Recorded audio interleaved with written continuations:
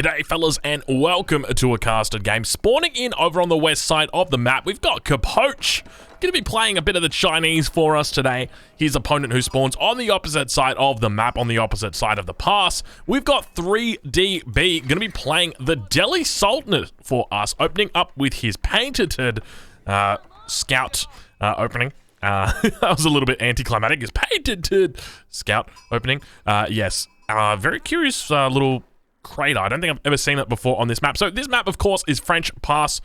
This is a very curious map. We've actually seen, if for anybody unfamiliar with what happened or what transpired in one of the most recent games, so I think it was in the Winner Stays On series, so Marine Lord playing up against Casfa.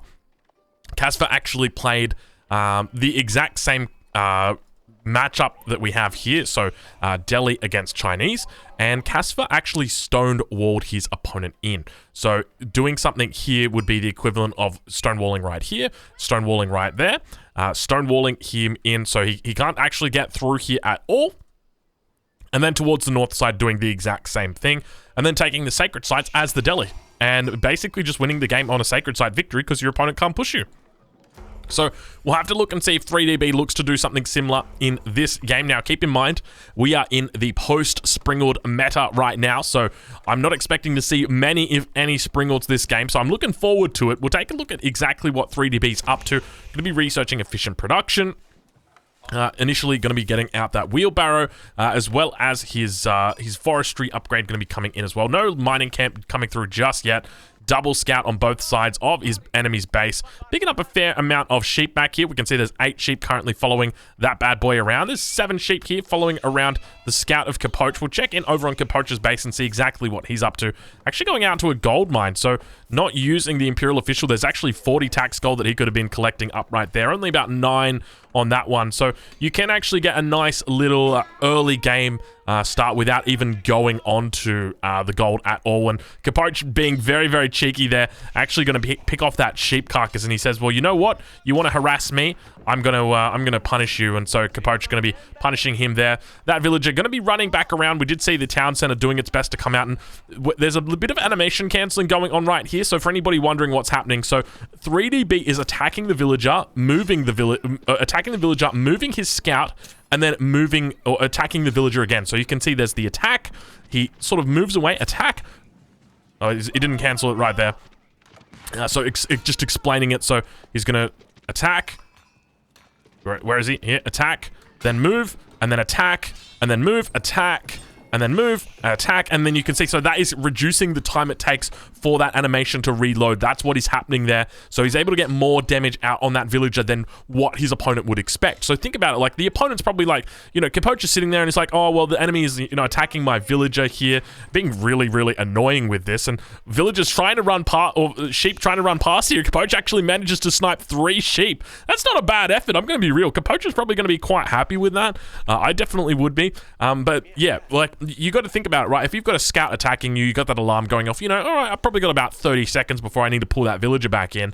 Well, hold on a minute. If they're animation canceling, it is going to reduce that down even further. We're talking about, you know, 15 seconds out there, and that villager is going to be dead. So you're going to be very careful with it. Now going to be entering into the second age. Going to be dropping down that Barbican on the gold mine. So no surprise seeing that. The other alternative is that he can look to be putting down a imperial palace, imperial academy, but not a really good spot here. I feel like the best spot's probably next to this house, but you're going to be blocking a fair bit here if you do that. I guess the other alternatives like maybe out towards here, but even then it's probably not the most optimal positioning. So we'll take a look now. He's only got 2 villages on that, so could be looking to go for a double dynasty or double landmark into the dynasty. But we'll take a look at 3DB, see exactly what he's up to. Going to be dropping down the mosque here, so going for a double mosque opening, and going to be going for that Dome of the Faith. Now keep in mind, in not the most recent patch, but the patch before it, okay, they've moved Sanctity. Sanctity was that very important technology that enabled you to capture the sacred sites in, well, not, it wasn't in the second age, it was before the third age, so you could even capture them in the first age if you really wanted to. So that has now been moved into the second age, so it is 100% limited. So you can see that it says unique to the Delhi Sultanate and requirements. needs to be aged to the feudal age. So it's going to take some time before he's actually able to get that out. Bit of a slow age up here as well. 5-minute age up for 3DB. So definitely delaying the time it's taking. But one thing to note is he's obviously got that efficient production already coming in. So he's going to be able to get monastery, or he's going to be able to get scholars rather, into his military production buildings very early on in the game. Now, 3D's actually got a pretty decent spawn in here compared to his opponent. So look, I think it can work both ways, but ideally, Capoche is going to be very careful of getting walled in himself. And this is probably about 75 worth of stone right there, and this one's probably about 60 worth of stone to complete these walls. Probably even a little bit less, I wouldn't be surprised. And that's going to wall him in completely. So there is a way that he can cut through the trees up here towards the north. Obviously, Capoche would be aware of that, because if we take a look from his perspective, he has scouted this all out. He's cognizant of the fact that it's not looking the best, but Capoche actually going to be opening up with a professional scout, so already going into professional scouts, coming in before 6 minutes, and you can see he's dropped down the stable now, going to be supervising that one up and bringing in the deer. So going to be bringing in the first deer. It was down towards the south here, so you can see there's 6 deer. There should be a total of 7 deer. There's only 6 though. Going to get a little bit supply blocked for the moment. Got to be careful dropping down that house, taking it down with 5 villagers here. He's got absolutely no resources to spare. Manages to get it now. 9 villagers on gold. What is he doing with all this gold? This is a huge amount of gold that he's gathering up. Is he saving up for a necklace or something? Like, what is he doing with it? That is a massive amount of gold there from Capoche. We'll take a look back over at 3D's perspective and see what he manages to do. So there's a couple of interesting bugs. I wonder if he looks to abuse those bugs. So for anybody unfamiliar, there's a bug that Fitzbro discovered, and essentially the way it works, so he's got the spear out. Actually, that's Capoche's spear, but you can make a stone wall right here with a villager back in your base. Don't send the villager out, and then just make a single segment of wall, like normal palisade wall, with a spearman. And that spearman will finish the palisade wall, and then we'll move onto the stone wall, and we'll actually finish it for you. So you don't actually have to use the compound of the defender. But Capoche now going to be coming out with the spear, going to be looking to scout out 3DB by the same token, going to be looking to scout out his opponent as well. And obviously has that scout up in there, going to be providing plenty of information, seeing exactly what he's up to, going to be knowing or being aware of the fact that professional scouts is in. He can see all the carcasses that are underneath there. That should give him a good indication, as well as having scouts all over the map at this point. So 3D now looking like he's going to be heading up to the castle age, and a bit of a nice timing here for him. Spear going to be coming in, bringing a wolf with it, and wolf going to be sort of wondering, hold on a minute, hey, wait a minute, there's red, there's blue. Townsend are going to be just putting out a little bit of damage on towards this spearman. Spearman probably actually going to die to the wolf if it's not careful. We're going to have to follow along and see how we go. He takes out 1 hit. Second hit going to be coming in, down to 8 health. Now looks like he's going to be able to get the final hit in. 5 health remains on that spearman, so it looks like he's going to live to see another day. But 3D should be able to deal with that spear. And I think that spear's just coming out to do a little bit of scouting. Speaking of scouting, you guys will be able to hear those scouts going off in the distance.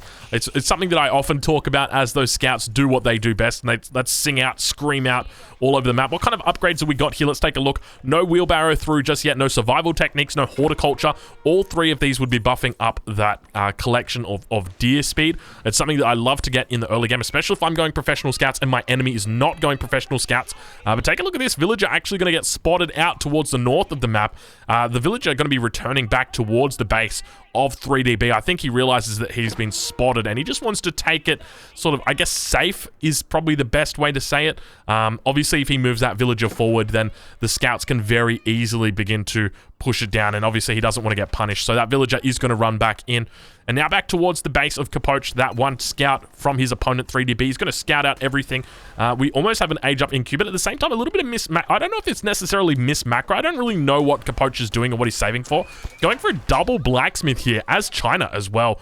I'm curious if he's looking to play age 2 here with the double blacksmith, or he could just be looking to go straight into age 3. He's obviously got the barracks out, he's got the stable out, but my main concern is there's a timing right here, and 3DB looks like he's going to hit it, whereas Capoche is looking like, is he market trading? No, he's got to be, okay, so he's going for like Chokunu potentially, or crossbows, or archers. I don't even know. He's getting both of the range upgrades, but he hasn't made an archery range yet. So I'm scratching my head right now. I'm really curious exactly what's going to happen. 3DB now getting up 9:56, a pretty formidable time right there. Now we're going to spot the astronomical clock tower going to be going down. Still no Song Dynasty at this point, still sitting in the Tang Dynasty. For anybody wondering exactly what it does, make sure you pause up the video right now so you can quickly spot what each dynasty does. Keep in mind, to hit a dynasty, you're going to need 2 landmarks from their respective period. So that means 2 Age 1 landmarks, 2 Age 2 landmarks, 2 Age 3 landmarks, etc., etc. So Astronomical Clock Tower going to be going up right behind with Capote. She's sitting on 36 villages at the moment, 10 military production. A lot of that, or 10 military, a lot of that is just scouts. And you can see he's doing a great job of getting this in, slowly but steadily. It's been a trickle. I would say like it's been a trickle of resources coming in for him. And we'll have a look at what upgrades he's looking at getting right now. We'll have a look. So he's got both +1s. For range. No lumber upgrade, no mining upgrade. The only upgrade he's got is that professional scouts at the moment with regard to his economy. With regard to his military, we talked about that, the +1s early on. And nothing else coming through. He's actually got the double archery range going down right now, so probably looking to go into crossbows, I guess? I don't even really know. But now we'll take a look back over at his opponent, 3DB, and see what he's up to. He's gone up with the compound of the defender. This is exciting to see. So this is a landmark that I think has been underrated. Now, I've called this F tier before, literally, you know, quite useless. And so now the compound of the defender going to be going down here. This is going to be reducing the cost of stone walls, gates, towers, and any sort of building and their subsequent emplacement. So that means the castle, any cost associated with that. In addition to that, the infantry units can also build your stone walls, gates, and towers. So that means that you can bring a spearman or 2 up here towards the north. You can stonewall in your enemy. You can stonewall in across here, and you can also get them to build gates. You can get them to build stone towers as well. Now, they can't build keeps. That is one of the limitations of them. They can't build town centers, but it does reduce the cost of those keeps. So one of the things that we have started to see players doing is using the compound of the defender, combining it with their castles, and then turning it into like mass town center keeps absolutely everywhere. That's sort of like, you know, 4 or 5 town center play, but in reality, it's just a whole bunch of defensive buildings. And now we got the first elephant going to be coming out, the first Tower War Elephant. The name has been changed to Tower Elephant, but for whatever reason, it still sits as Tower War Elephant, at least in the game. 600 stone now being saved up for 3DB. Do we see a potential forward, potential, gosh, what am I thinking right now? A forward castle getting dropped down? Maybe. That's what we could see. 2 villages going to be begin moving out now. Scholar doing a great job, going to be picking up that first relic as well. Keep in mind, there are 4 relics that remain up towards the north of the map. So that's going to be the first one that comes off. And we hear that scout calling out. It spots the enemy units, so we've got some crossbows out here, some Chokonu as well. Actually, did the Imperial Academy did go down? How long ago did this Imperial Academy go down? I don't remember seeing this, but I tell you what, I am known to be blind. I'm known to be legally blind. Sometimes I'll be saying, oh, well, it doesn't look like there's a blacksmith up from him, and there's like a blacksmith in the middle of the screen. I'm sure you guys would have seen that plenty of times in the videos. So that Imperial Academy, look, it might have gone up. This might have gone up like 7 minutes ago. I'm going to be real with you guys. I'm legally blind. I'm legally blind. So now we've got more houses coming in as well. So do note that he could actually be putting down a village here instead. So the village, it's a little bit more efficient when it comes to housing population. But Capote still at this point going to add more units in down towards this position. Going to be capturing up a sacred site, but already we see the scout just getting straight on top of it. Tower War Elephant going to be coming in. Wallalol up towards the north, looking to pick up that spearman. I think he's going to be able to get away from it, so he's going to be fine. Sacred site going to be able to go over towards him, but Scholars up here towards the north, actually doing a very decent job of cleaning up the majority of these relics. You can see all the Scholars, how effectively he's been able to manage that. But now we've got plenty of Tower War Elephants coming out. Stone walls coming up over on this left side. Another Wallalol going to come in as well here. Probably going to be capturing this one. No, he manages to survive. And now it's only the 2 Scholars that remain with their relics. They're just going to have to get the hell out of there because there's no way that that sacred site is going to be able to hold on at this point in time. I mean, they got a lot of health on them. I'll give them that, but I don't think it's going to be enough. Sacred site getting captured. And so many Scholars out on the map. What are you guys doing? Go learn go study some books or something right now. But now the compound of the defender going to enable him to really wall in his enemy. Beautiful little wall here. It's all you really need. And now beginning to head towards the north. It looks like 3DB. He's just sort of been distracted somewhat and now going to be running back towards his war elephant. And the war elephant's going to push him back. we'll take a look over at Capocha's base and see exactly what he's up to. Going to begin training some Springords, but he may not have got the memo that Springords aren't particularly strong in this current patch, or at least they're not strong against War Elephants. So or Tower Elephants, one of the real big victories actually came for the Tower War Elephants, and War Elephants in particular, because they do not get countered anymore by Springords. War Elephants going to be marching out now and going to be having an absolute great time. There's a huge force that, not a huge, this is a rather small force going to be coming out here. Second Sacred Site going to be captured up. I don't think there's going to be any issue. Capoch almost diving for it. The 3 Tower War Elephants, Sacred Site or Sacred Victory being approached right now, and Tower War Elephants looking to clean up Capoch's army. Capoch going to be running back now, obviously realizing that he is walled in as well, so he's in a bit of a difficult spot. Springord going to be coming out as well, and Springord going to be trying its best to get out some damage here, but look at the health of these units, just barely even getting scraped. Capoch getting pushed back completely at this point in time. War Elephants looking absolutely dominating, and we've got a tap out this early from Capoch. He just says, I don't even care about this anymore. Congratulations, the game is all yours, and there you go. The Triple Tower War Elephant absolutely dominating. Well played, going over to 3DB. A short game for you guys, but a great display of the power of the Delta.